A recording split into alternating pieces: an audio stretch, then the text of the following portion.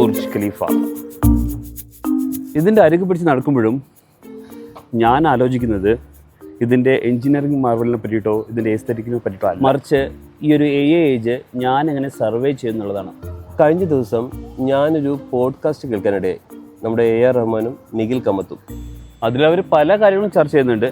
പക്ഷേ എന്നെ ആകർഷിച്ച ഒരു കാര്യം മ്യൂസിക്കിലെ AI ഇംപ്ലിമെൻറ്റേഷനാണ്. അതിൽ അദ്ദേഹം പറഞ്ഞ 2 കാര്യങ്ങൾ ഞാൻ പറയാം. അതിലൊന്ന്, നമ്മുടെ എല്ലാ സാങ്കേതിക വിദ്യയുടെയും സാധ്യത ഉപയോഗിച്ച് മ്യൂസിക് പ്രൊഡക്ഷൻ ചെയ്യുന്ന ഒരു മ്യൂസീഷ്യനാണ് നമ്മുടെ AR റഹ്മാൻ. അതിൽ രണ്ടാമത്തെ അദ്ദേഹം പറയുന്നുണ്ട്, when he recently visited the US, he had a chance to meet all the AI leadership. അതിൽ നമ്മുടെ OpenAIയുടെ സാം സാൾട്സ്മാനും പെർപ്ലെക്സിറ്റിയുടെ അരവിന്ദ് ശ്രീനിവാസനൊക്കെ ഉണ്ട്. പുള്ളി gave them a suggestion. He says like, you guys can make all the good progress in tech and AI, but make sure that no one loses a job.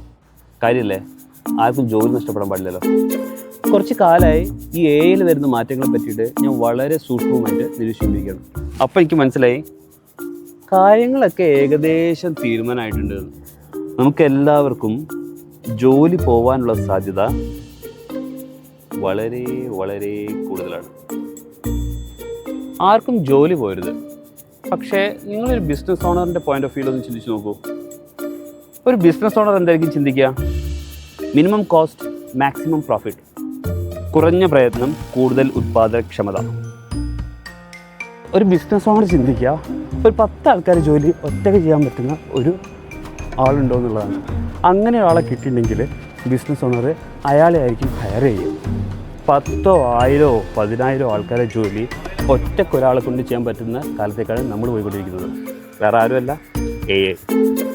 പോഡ്കാസ്റ്റിൽ നമ്മുടെ AR Rahman പറയുന്നത് നമ്മുടെ ഗവൺമെൻറ്റിൻ്റെ റെസ്പോൺസിബിലിറ്റിയാണ് policies കൊണ്ടുവരിക, AI regulate ചെയ്യുക എന്നുള്ള കാര്യം.